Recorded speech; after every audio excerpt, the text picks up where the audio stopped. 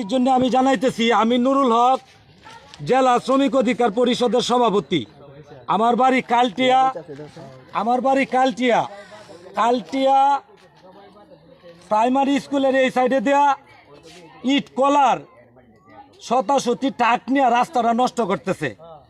তো আমি ওনাদেরকে একসময় বলছিলাম যে দেখেন এই টাক দিয়ে যে মাটি নিতেছেন, নেওয়ার পরে দেয়া গেছে স্কুলের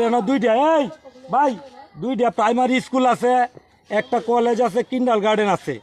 আমি 1 মাস আগে আমি ওনাদেরকে বলছিলাম যে দেখেন আপনারা যদি এতে মাটি নেন, ছোট্ট রুটটাও নষ্ট হয়ে যাইতেছে, ট্রাক্টর মানুষ অ্যাক্সিডেন্ট হইতেছে, মাটি পড়িয়া পানি পিছলে হয়ে যাইতেছে।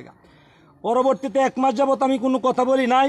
ইদানিং মাটি নিতেছে বিন্নাটির এই অনেক লোকজন, মাটির ব্যবসায়ীরা মাটি নিতেছে। এখন কালটিয়া প্রাইমারি স্কুল বাঁচাইতে গিয়া স্কুলের প্রধান শিক্ষকে মাটি বাধা দিছে। ওহন আমি এই বিষয়ে কিচ্ছু জানি না।